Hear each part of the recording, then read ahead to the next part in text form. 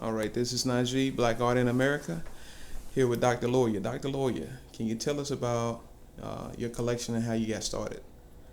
Well, I guess I got started because my mother is an artist, or was an artist while she was alive, and she drew a different variety of paintings, but her favorite was magnolias. So she would draw the magnolias and then give them to each one of the kids. There were 6 boys and 1 girl, and she gave all of us magnolias.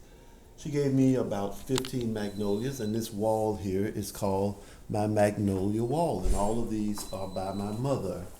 As you can see, I have a large collection of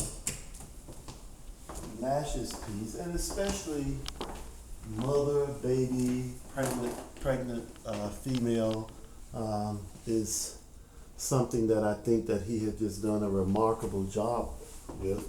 I think that there's probably no one else on the planet that's doing what he's doing. This piece by Woodrow Nash is a piece that he never finished. I visited his shop one day, and he had it sitting in the corner, and I asked him what was he going to do with it, and he said nothing. I asked him why didn't he finish. He said, well, he just moved on to something else. So I said, sell it to me, and as you see, I have it. And I like it because, again, it's an unfinished piece, but it just shows how the artist began to create something and develop it. Again, by Woodrow Nash, and they are part of the Whitney Plantation collection. The Whitney Plantation is in New Orleans, and he's doing a project there to tell the story of the problems that they had in slavery in terms of so many of the young kids dying before the age of 2 or 5. And they're telling the story. There were about 2,000 kids on Whitney Plantation that died before the age of 5. And he's sort of recreating this and bringing this back to life.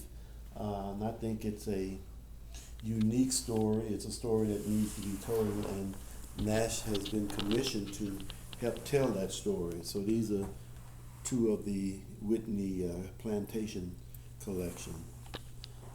Time, I bought paintings by Peter Max because I like Peter Max, how he also uses color.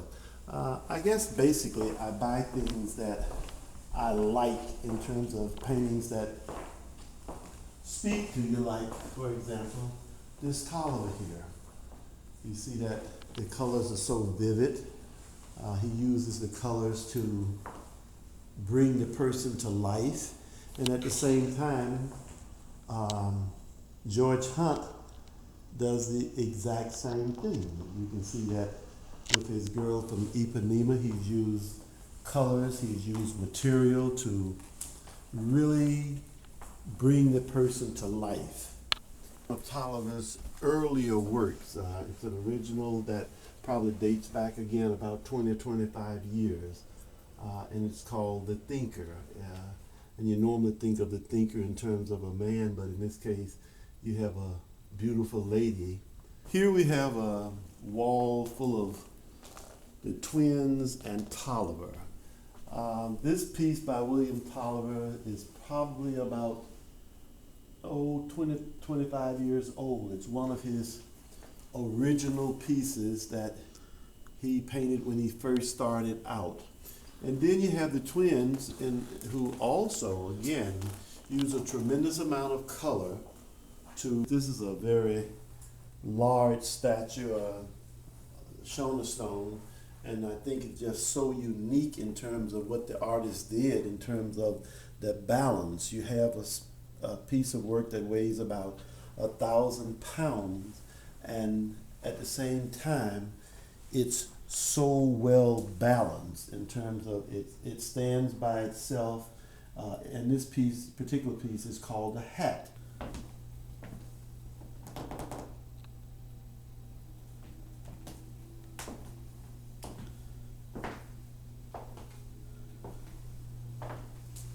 probably the most unique piece in the entire house. It's a piece of Shona stone, and this piece weighs about 400 pounds. And it's so well balanced. And again, I think that anyone who is interested in art and want to get started in art, I think that you would start out buying pieces that you like, and that piece could cost $500. It could cost $5, $500, or $5,000. I think the most important thing, at least in my mind, is to buy art that you like. If it speaks to you, then buy it. That's been my philosophy, and that's how I've started my collection, and that's how I'll continue to build my collection.